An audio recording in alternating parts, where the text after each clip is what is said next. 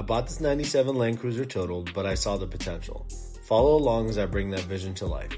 Since I ran into a few lessons while working on the stereo upgrade, I'll be circling back to that later on. For now, the next step in the 97 Revival is reinstalling the carpets. My dad and I started by air blowing the entire interior since it had collected a good amount of dust during all the recent work. Once clean, we grabbed the wheel well carpets and set them in place. Before installing the fasteners, we decided to do a little preventative maintenance.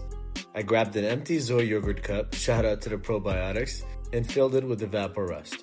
I tossed all the bolts in, gave them a good mix, and watched the rust lift right off. Then I rinsed them in a Gatorade bottle with clean water, dried them off with a microfiber cloth, and hit each one with WD-40 rust inhibitor. We then sprayed inside each mounting hole for good measure, and then reinstalled the brackets for the wheel well carpets and moved on to the cargo area. We laid out the cargo carpet flat, adjusted the corners, poked the tie down through, and re-secured the clips. We then replaced the rear trim panel, sprayed the 5 mounting holes with rust inhibitor, and reinstalled the 5 Phillips screws back into place. With the cargo section complete, we tackled the main carpet. We worked it over the shifter, rear heater, and seat brackets, aligning everything with the studs and tucking in the corners neatly back into place. Seeing it take shape again felt amazing after all the deep cleaning earlier in the build.